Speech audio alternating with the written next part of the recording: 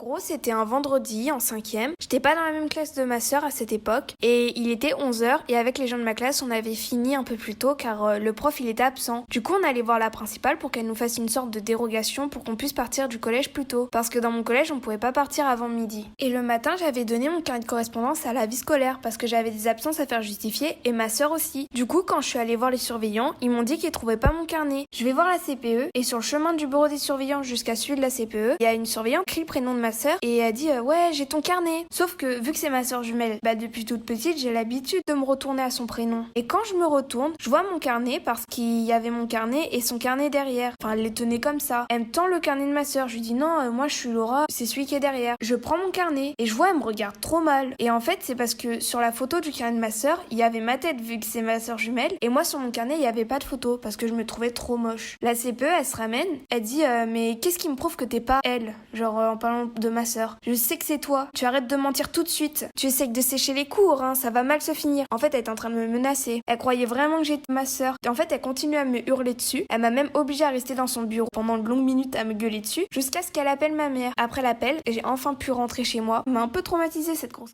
Et du coup, je suis sûre que même encore aujourd'hui, cette grosse, elle doit être persuadée que j'avais menti et que là, il y a une injustice. Je suis sûre elle y croit, hein. Elle était vraiment folle. En plus, j'avais aucune raison de faire ça. J'étais beaucoup trop jeune pour penser à sécher les cours. Dans leur tête, c'était un putain de film. Sans surprise, on a bien évidemment arrêté de fréquenter ce collège. Déjà parce qu'on a déménagé, mais même sans avoir déménagé, on avait déjà commencé à faire des démarches pour changer de collège. Parce que c'est pas le seul problème qu'on a eu avec eux.